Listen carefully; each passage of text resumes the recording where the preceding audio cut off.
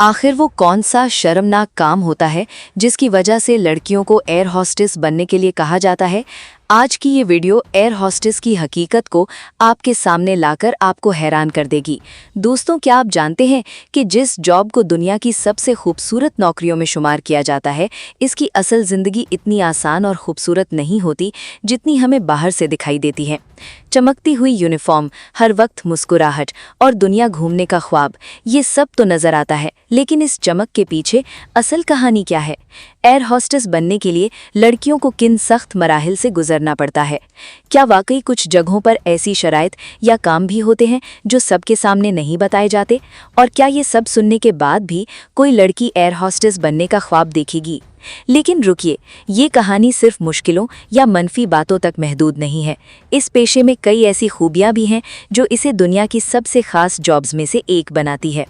आज की वीडियो में हम आपको एयर होस्टेस बनने का पूरा सफ़र, इसकी चमक दमक, इसके पीछे छिपी हकीकतें और दिलचस्प हकायक बताएंगे। आपने वीडियो आखिर तक ज़रूर देखनी है, क्योंकि कुछ बातें ऐसी हैं जो शायद आपने पहले कभी न सुनी हो। दोस्तों, क्या आप समझते हैं कि एयर होस्टेस बनने के लिए सिर्फ खूबसूरत चेहरा, थोड़ी सी इंग्लिश और यूनिफॉर्म पहनने का शौक काफ़ी होता है? नहीं जी, ऐसा बिल्कुल नहीं है। हकीकत ये है कि ये जॉब जितनी बाहर से आसान लगती है, अंदर से उतनी ही सख्त शराइत रखती है। सबसे पहले उम्र देखी जाती है। अक्सर एयरलाइंस में उम्र की हद 18 से 27 साल तक होती है, यानी अगर उम्र 28 हो जाए तो ख्वाब तकरीबन रुक जाता है। फिर आती है कद की शर्त। कम से कम 5 फीट 2 इंच कद होना ज़रूरी होता है ताकि आप आसानी से कैबिन में काम कर सकें, और वज़न भी एक मयार के मुताबिक होना चाहिए। अगर फिटनेस मयार से हट जाए तो अक्सर केसेस में दरखास्त रद्द हो जाती है। लेकिन बात यहीं ख़त्म नहीं होती। आंखों की साख्त, दांतों की सफाई, जिल्द की हालत और हत्ता कि नाखून तक चेक किए जाते हैं। और अगर अंग्रेज़ी बोलने में कमज़ोरी हो तो इंटरव्यू से ही वापस भेज दिया जाता है। और अगर ये सब मराहिल भी पास हो जाएं तो सबसे अहम चीज़ आती है पर्सनैलिटी और रवैया, यानी आपका अंदाज और रवैया।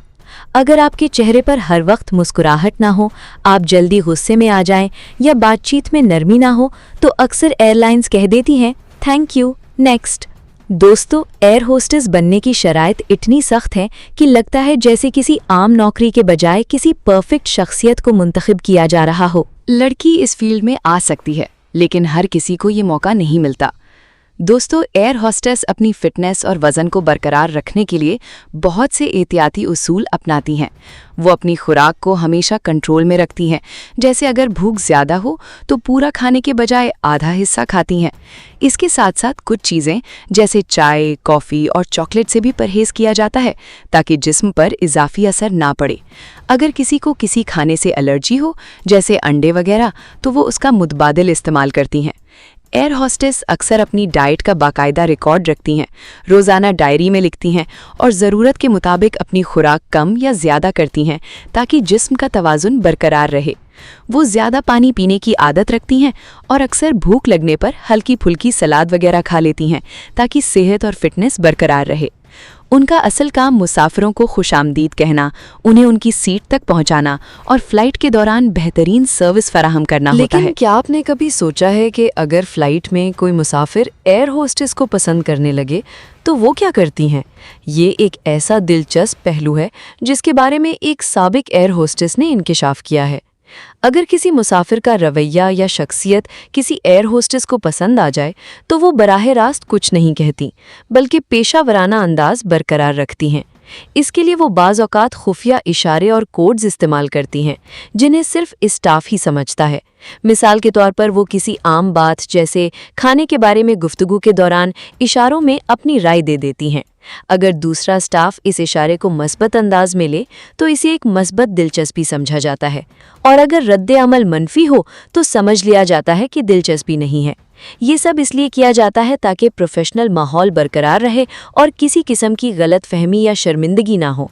एयर होस्टेस की दुनिया जितनी बाहर से रोशन और ग्लैमरस नज़र आती है, अंदर से उतनी ही मुनज़्ज़म, एहतियात से भरी और राजों से जुड़ी होती है। फ्लाइट के दौरान ये खुफिया कोड्स और इशारे न सिर्फ दिलचस्प होते हैं बल्कि बाज़ औक़ात किसी इमरजेंसी या मशकूक सूरत हाल में भी इस्तेमाल किए जाते हैं ताकि मुसाफिरों को अंदाज़ा भी ना हो और सारी टीम आपस में राब्ते में रहे। 342 जैसा कोड बाज़ औक़ात इस बात की तरफ इशारा करता है कि किसी मुसाफिर ने पानी या कोई मशरूब गिरा दिया है या किसी और छोटे मसले का सामना हुआ है। दोस्तों, पुराने वक्तों में एयर होस्टेस की शादी एक बड़ा मसला समझी जाती थी।